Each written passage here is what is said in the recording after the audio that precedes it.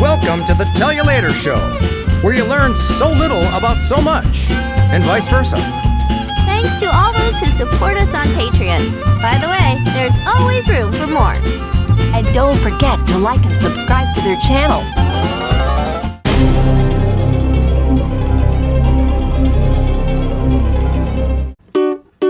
We haven't got a title song for this show, so we're singing this thing instead. Okay. It's really just a substitute. Nonetheless, the melody may stay in your head. Oh, I hope so. 'Cause it's a tune. It's a tune. You'll love to croon. You'll love to croon. But there's one thing you should know. We have to confess we do not possess a title song for this show. Ain't it peculiar? Believe it or not, we haven't got a title song for this show. Oops. He would really ought to bring him in. He'd be perfect. It is like, as what? And he'd be Because Will as an old wanted man. everybody to work. He hated that people would get old and Hollywood would But it wasn't forget just, about it's them. the forgetting thing. I Yeah. think it drove him crazy. That's that why there he were collected these so many legends, things. these legends that he couldn't stand the fact that these were legends that just were off to the side, not really working. No, that and broke we his and we heart. hired a lot of That them. We broke his used heart. a lot of them as Can we you could. remember anybody? Oh gosh, no, because they were just has-beens. I mean, we felt sorry for Oh. them. No, of course not. I mean, there were like Andy Griffith alumni, Yeah. and there were people there that Harold Morris. Yeah. Not no, Harold, Howie Morris. Howie Morris. Harold Morris is the other guy. Howie Morris and Parley Bear, Mm-hmm. and there were people that we would hire, and then we'd give them regular slots as characters. You know, That for a while. was so much fun because But it was everybody Hal really and Will loved and- coming to work on. You know, it was I think they so did. unique. Yeah, people. That's the one thing I have. You know, everybody says it's a different experience. We love coming to work on Odyssey. Yeah. Do you remember when I think we stayed at your house. Okay, so this is Chris and I. It's our 35th anniversary of the show coming up in November, Which is amazing. which is pretty cool, but they don't seem to want to do anything. And Chris Oh, and I I'm sure want they'll to do do a something now. thank you tour. So I've been talking to Chris about just going to the visitor center one weekend, going there just to say thank you to everybody and celebrating the 35th anniversary. And I know you don't work there anymore, so That's true. But, I do see those people a lot. yes, We still hang out. yes. I mean, up with Do you them. think that would be a fun idea? I think it'd be a great idea. They need to do something to celebrate I think the it would be. 35th. Well, we might just take matters in our own hands, which reminds me of that time Will and I stayed at your house because the visitor center was opening, Yes. and we were pretty excited about it. Yeah. And we said we want to go to the opening, and you were like, "That's nice," and then. What do you Will mean? and I was like, I think No. somebody was probably saying, "Do we have the budget for that?" So I don't think we can afford. Okay, to but bring them. you were very involved in this because I said Will and I said, you know what? It's okay. We'll fly ourselves out there. And then what happened? My house got struck by lightning. No, before that. Do you remember when we said we're going to come out there? No, what happened? You said, if you guys come out here and open your mouths in the bookstore, all heck is gonna break loose. Never mind, we'll fly you out here. And then you took control of our trip. Oh, well, that Do you was remember smart. that? Boy, that was smarter than I would give myself credit for. Yes, I do So credit. see, embarrassment into action. That is a strategy. that worked. We for will us. embarrass you. So Then you we can do didn't- that again. We didn't will have to pay embarrass for you our into own action. Flights. Yeah. Yeah, and that was really fun. No, that's good. We yeah. had a very good And time. my house got struck by lightning. And your house got struck. So Will and I we drove to Denver with his ukulele to go play music for my grandmother who was in a retirement home in Denver. We went to go visit her, and Will played some music up there, and they were driving back, and this thunderstorm starts happening, right? Which is not unusual for the Colorado area. Yeah.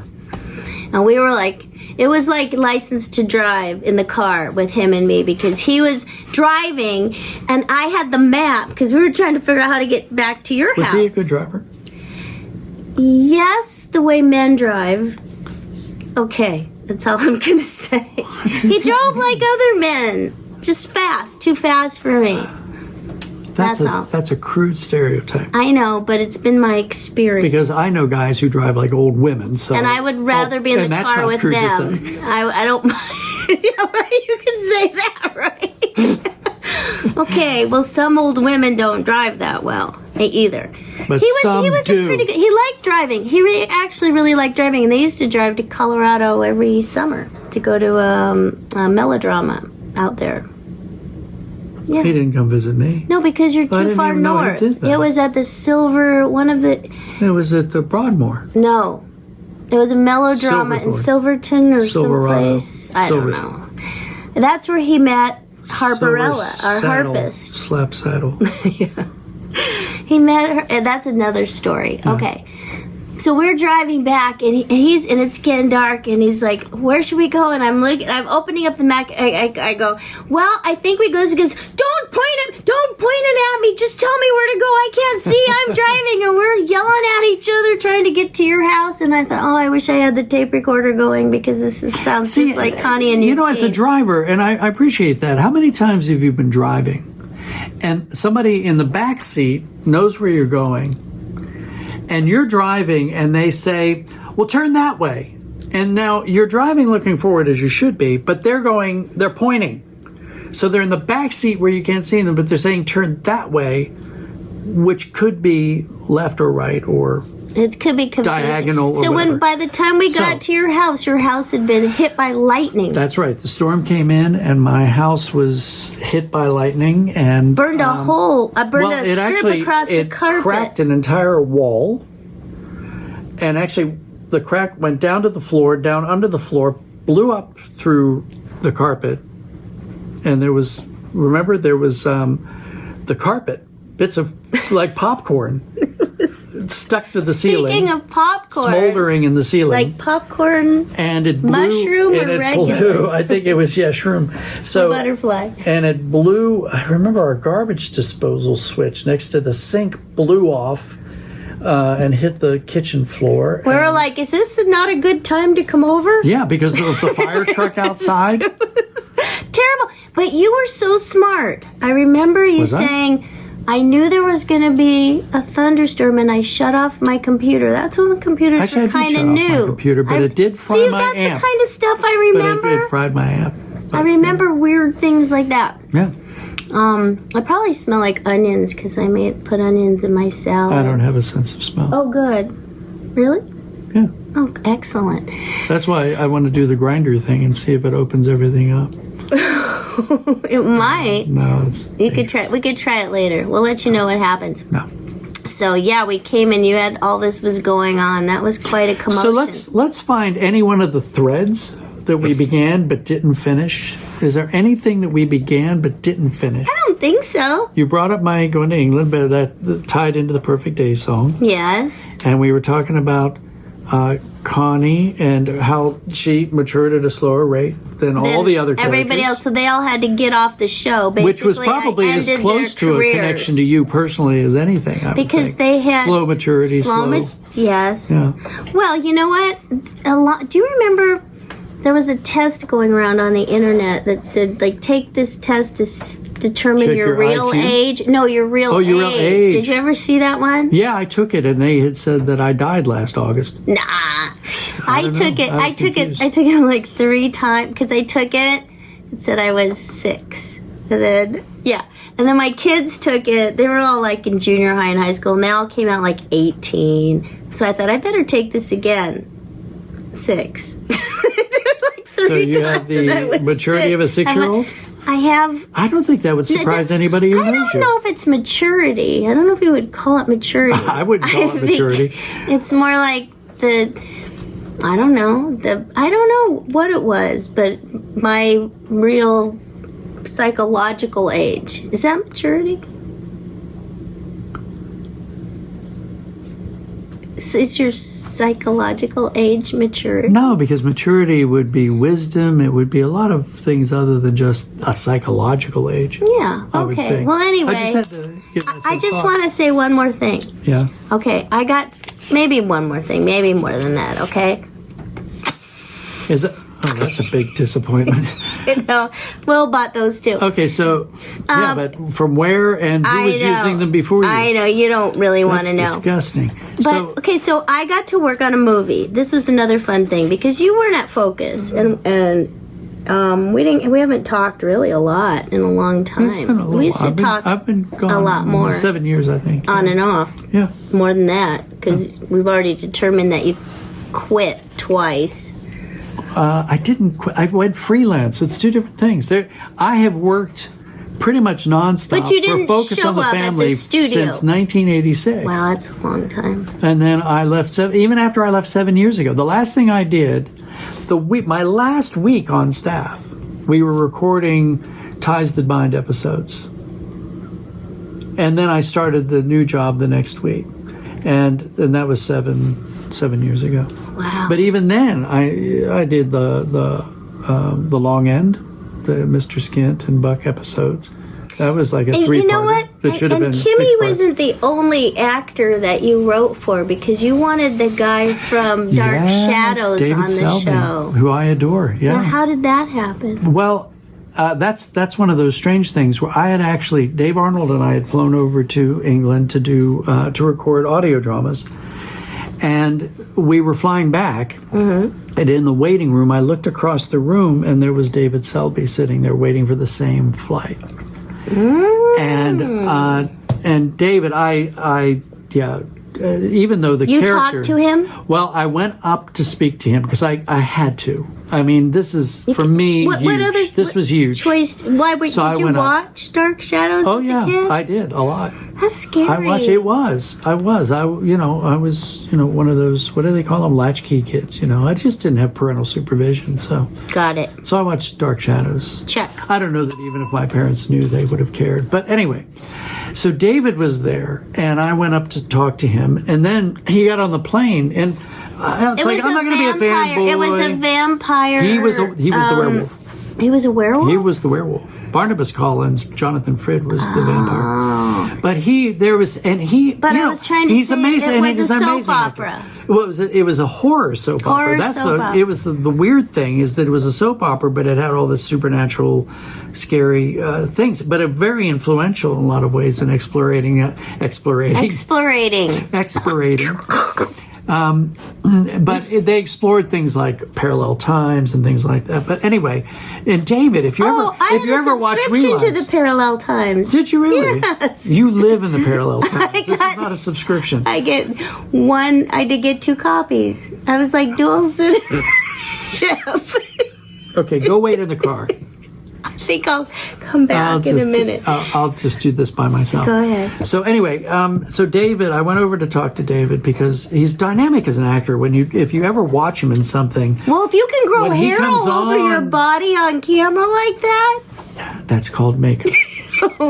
I know you're an audio dramatist, and I know that you're used to us writing those lines for you, but it was fake. But I did my line to him when I went up to talk to him. what was your line? I went up and said, I grew long sideburns in high school because of you. Because Quentin Collins, the character he played, had these mutton chops. And I thought they were so cool, and I grew that. And he thought that was hysterical. Creepy, but hysterical. So, That's a lot of hair for a high schooler. well, yeah, I shaved a lot because I heard that if you shaved, it would grow back thicker. Did it? Oh, yeah, I just started shaving all over my body just to get the hair to go. No! I'm not talking about this anymore. I'm talking about David. I'm trying to explain to you. I'm not talking Mutton about body chops. hair. We're talking about David. Okay, so you meet So him at the David- airport. You told him you grew David. sideburns in high school because he was Yes. a werewolf. So David and I said, well, we're here he was on his way home from doing a film. Home We to were on the way where? back. Actually, he was in Spain. I think he was filming in Portugal, which apparently you're going to. Wait, were you going to England or coming He home? came through England on his way home. That and was you the were hub. in England. So Dave Arnold and I were recording an audio drama in England, as we did most of the radio and you were theaters. on your way home. So we're at the terminal, United Airlines, Okay. Flight 218. I don't know.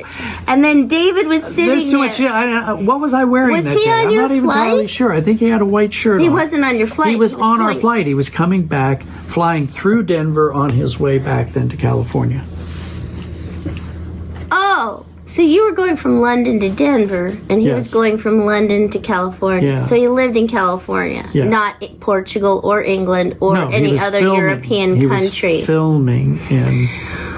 Man, you're just exhausting him with all. I don't know. I think we could edit that down to, I met him while waiting for a flight. I think is as much as we needed to know. And anyway, we got to talking. And you said hello. And then 'Cause you had to. And we got to talk, well, because he was a big hero of mine. So then he gets on the flight and he was sitting right in front of us.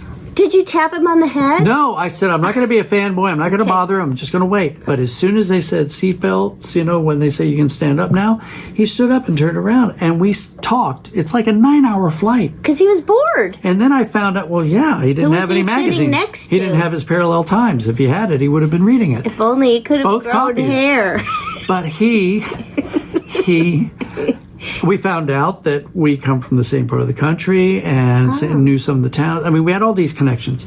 So I remember this was years before. That must have been a Green Ring. thrill for you. Oh, yeah, it was huge. And I said, Do you mind I don't know if I how have it's going to a happen, flight but I am chapstick? going to work Get him with on you. Odyssey. I told him what we were doing. I said, one way or the other, we're going to work together. So, it was of several course years. he It wanted was to a know long you time. because you could get him work. That's so cynical. Why didn't you say he wanted to know you because he was so impressed by you as a human being? Well, I'm sure that was true too.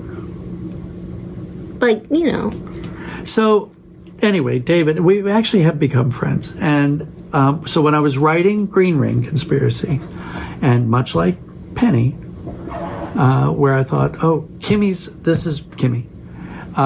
When I came up with the character of Mr. Skint, I thought, David would pull this off. We've got to get David in to do this. And he agreed to come And he in. said He yes. owned the character and loved doing it. That must be thrilling for you when somebody actually, unlike me, fulfills the role exactly as you pictured. No. So you and the actors that we love to work with do more than we imagined. See, that's the secret.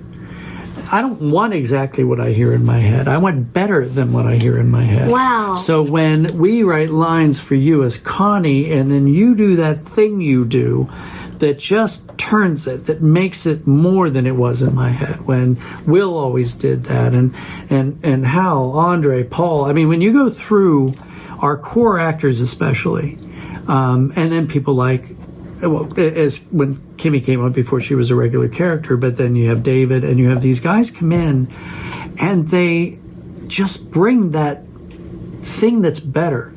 I want better than what I hear in my head. I want better than what I put on the page. This is good advice for people who, if anybody's still watching, but some people watch and they want to get into voiceover acting. What can an actor do that will do what you're saying, make something better than what you had imagined? Well, the problem with the question is that it's contextual, because first there are the words on the page, so you don't necessarily want to insult the writer or whoever's auditioning you by then presuming to know better than them. So you at least want to match. But if you're coming into a character and then you say, well, who is this person? What, you might ask some of the questions, or hopefully the director or whoever will told you, this is kind of what we're after. Like Steve Harris's original idea, as he articulated Connie to me, would have been that she comes in, she's kind of secular. She doesn't come from a faith background, issues at home, and now it's going to be about Whit and her connection with Whit and what he comes to mean to her, that sort of thing. That's the gist of, I think, what he said. Wow. Now, hopefully, as a writer, then I took that and I went, okay, I think I know who this person is. I understand that. And then try to write for that. And then we bring this into the studio for you. Now, you sit down and you're looking at the words on the page. And I think at the beginning, like Kimmy or anybody would, either it's self-evident from the page, right? So you're reading it and hopefully the writing would immediately tell you things without any a director or anybody saying, let me explain it to you. You're reading it and you might go, oh, I think I've got this person. In your case, you're going, well, this is my life. Yeah, but with, much, but with anybody else. And that's pretty weird. Well, right off the bat. Could be. Here's a girl. She's from California. Her parents are divorced. They got married, when they got divorced when she was young. I'm like, okay, yeah. What else? Yeah. So the advice would be, first, respect what's on the page. And then the other thing, and maybe it just falls into the category of something that can't be taught, and that's talent. You're born with talent. You have talent. It's craft that you learn. Craft is the extension of talent, meaning the application of it. And craft is not just macaroni and cheese. And you heard it here, but remember you heard it from her. I had nothing to do with that line at all. Okay. So anyway. Smelled at the sea. So that's the thing. So when you apply, you work with these actors, for me, the joy is getting better than I expected, getting better than I ever heard in my head, better than I wrote. I can't even imagine, and I'm glad that you're here, because the writers always just blow me away, because I don't think I've ever written dialogue ever. I don't know how somebody can. Well, you sure rewrote a lot of it in the studio. Well, yeah, I can do that. I can rewrite it, but I can't write it. Okay. And I don't know how you can hear all these different voices. Like that is I hear them all the time, whether I'm writing or not. For real? I hear voices in my head all the time. But I mean, I don't know. I'm joking. But I know it's that. just what I know you that. do. But That's I the don't writing. know how, like, certain people, I guess, are just born to talk, maybe, like me. And you guys can come up with these stories, but not only, because I can think of a story, but to think of a whole, like when you create a character, you have to do you think of their background, or you just think, well, I kind of know who they are, so I'm just going to write this story about them, and then the actors, I don't know, how do you even hear those voices? See, for me, and if you had Phil on the show, or Marshall, or any of the other guys, and I think we would all answer differently, but I think the essence of it is much the same. That writing, like any art form, is an act of discovery, but it's not completely blind in terms of, I don't know what I'm doing, now I'm going to discover like love. Love is blind. So what I was saying is, I have no idea what I was saying. I was just completely derailed by that. I just don't even know. Yes. You said writing. It's like changing tire on a car. I have to go to the bathroom. It's making like me laugh too much. When you put fruit into a blender. Why don't you just explain that for a minute? I'll be back. Okay, let's talk about Katie while she's gone to the bathroom. Because, see, there was this line that was in the Green Ring Conspiracy that she didn't know was coming. And it's a scene that, if you know that series of Odyssey, it's a scene where, as I recall, Jason Whittaker's character had been placed into a crate on this train, and then Connie and Wooten, and I think Penny, were put in there, and then there's pounding on the crate, and they open it up, and there's this big reveal that it's Jason Whittaker, who I don't think they realized was even back in town. And I gave Wooten this line where he says something like, may I see your ticket, please? And of course, Jess delivered it. In the read-through, he delivered it perfectly. It's like, may I see your ticket, please? Like he wasn't allowed on the train. And Katie started to laugh and could not stop laughing. What? See, I think that's the startled thing she was talking about from the last thing. It didn't work? So Katie started to laugh, and then she became incontinent in the studio and basically had to leave to go because she couldn't stop laughing. Are you talking? So I was just explaining. What happens when what I laugh happened when too you were hard? laughing in the studio, which, by the way, as I drink a lot of understand, water? that happens quite a bit with mothers. It has something to do with the loss of muscular ability. Thank you for clearing that up. Well, that's for the adults in the Shout out audience to all you mothers out there. Yeah, all your mothers who know exactly what's that's like. It's it happens when you Yeah. laugh too much. You have to, Yeah. that's the way that is. Yeah. Keep Okay. drinking. So, we were talking about. And staying hydrated. We were talking about. Okay, I want people to know that I got a call one day to work on a movie out of the blue. And I was working on Odyssey down the street, and I had to go to this, and I was like, asked Nathan, can I get out a little bit early? Because this other movie wants me to do some post-production, ADR, dubbing, looping, we call it. And they had some, I don't even know how I got the job. I don't think I even auditioned. They just said, no, we want you. Okay, so I show up, and I'm sitting, they weren't ready for me, and I'm watching this movie. And I'm going, because their other group of people were doing their group walla, which they do post-production on movies. They do the crowd scenes and the street scenes. And I'm thinking, this looks like a faith-based movie.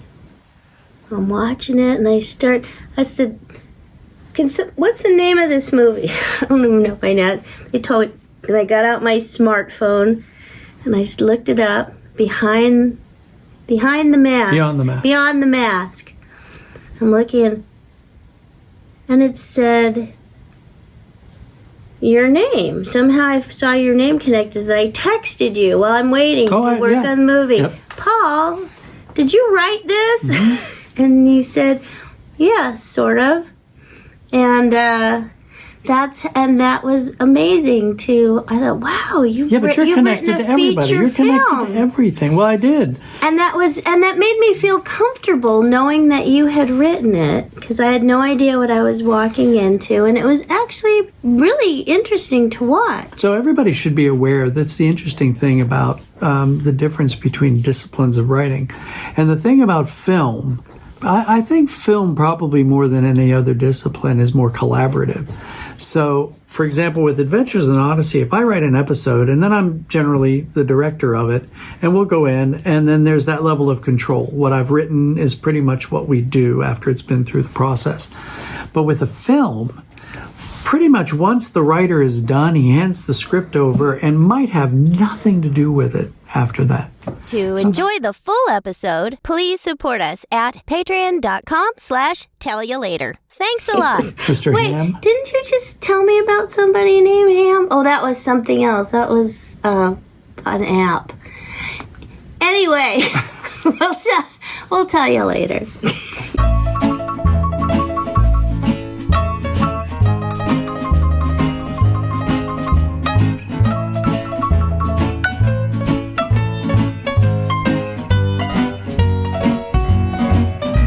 Tell You Later is a Patreon-driven entertainment show.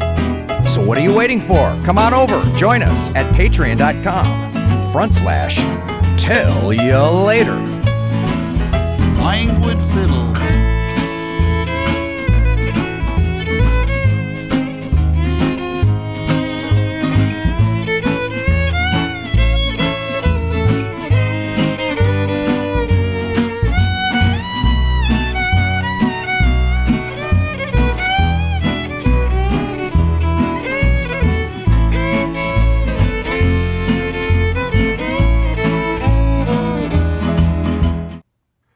Frankly, I've no idea what those two people were saying. Neither do I. Shall we watch it again?